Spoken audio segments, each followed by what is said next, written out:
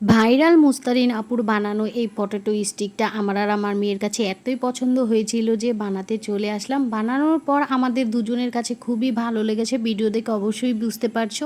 Hello everyone, আসসালামু আলাইকুম, hope you are doing well. চলে আসলাম একটা নতুন রান্নার ভিডিও নিয়ে তোমাদের মাঝে। আমাদের কাছে তো খুবই ভালো লেগেছে, আশা করি তোমাদের কাছে খুবই ভালো লাগবে, তাই ভিডিওটা অবশ্যই লাস্ট পর্যন্ত দেখবা। প্রথমে আমি এখানে কতগুলো আলু নিয়ে নিয়েছি। আলুগুলোকে একটা পাত্রে সিদ্ধ হওয়ার জন্য দিয়ে দিয়েছি।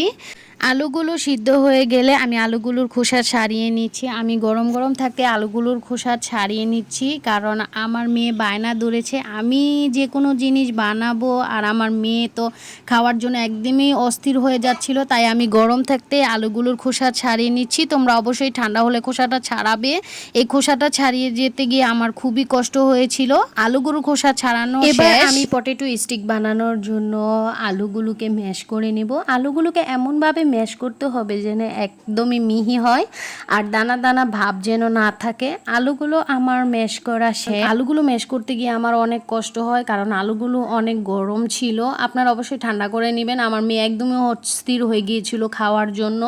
মা বলছিল মা তাড়াতাড়ি বানাও, আমি খাবো। আলু ম্যাশ করাটা একদমই মিহি হয়েছিল, দেখতে পারছো। আলুগুলো ম্যাশ করা হয়ে গেলে পরিমাণ মতো লবণ, হলুদ, মরিচের গুঁড়া আর কর্নফ্লাওয়ার দিয়ে আলুগুলোকে আমি মেখে নেব। ভাবে মেখে নিতে হয় জানে একদম আলুর আর কর্নফ্লাওয়ার আর হলুদ মরিচগুলো একদমই ভালোভাবে মাখানো হয়, দেখতে এরকম হয়। আমি একটা ছুরির সাহায্যে লম্বা লম্বি আর আড়াআড়ি ভাবে এই ফ্রেঞ্চ ফ্রাইয়ের মতো শেপ দিয়ে কেটে নেব।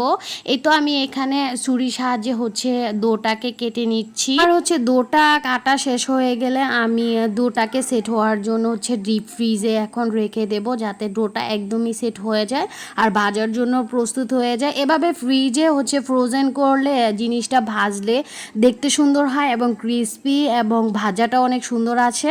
তারপর আমি ভাজার জন্য একটা প্যানে তেল দিয়ে আমি এক এক করে লম্বালম্বিভাবে আড়াআড়ি কাটা ডোটাকে এক এক করে দিয়ে ফ্রাই করে নেব। সবগুলো ডোকে আমি যেভাবে লম্বালম্বি আর আড়াআড়িভাবে কেটেছিলাম সবগুলোকে আমি এক এক করে দিয়ে দিচ্ছি। একদমই ফ্রেঞ্চ ফ্রাইয়ের মতো শেপ হয়েছে না দেখতে। আর এগুলো আমি এক পিঠ বাদামি হয়ে গেলে উলুট পালুট করে অপর পিঠও বাদামি করে আমি ভেজে নেব। ভাজা হয়ে গেলে আমি একটা প্লেটে উঠিয়ে নামিয়ে রাখছি তেল থেকে। আর দেখুন ভাজাটা কতটা সুন্দর হয়েছে। টমেটো সসের সাথে খেতে এটা খুবই ভালো লাগবে। আর এইদিকে তো আমার মেয়ে খাওয়ার জন্য একদমই অস্থির হয়ে গিয়েছে। আমার মেয়ে তো খেয়ে বলছিল খুবই ভালো হয়েছে। সে তো বলছে মা ইয়াম্মি লাগছে, টেস্টি লাগছে। আপনারা অবশ্যই একবার বাড়িতে এটা ট্রাই করবেন। আমার কাছেও খুবই ভালো লেগেছে। তো বারবার বলছিল মা ইয়াম্মি করে বানিয়েছো, খুব মজা লেগেছে। তোমাদের কাছে আমার আজকের রান্নার ভিডিওটা কেমন লেগেছে অবশ্যই কমেন্টে জানাবা। আর আজকের মতো এখানে শেষ করছি। দেখা হবে নেক্সট কোনো ভিডিওতে। আল্লাহ হাফেজ।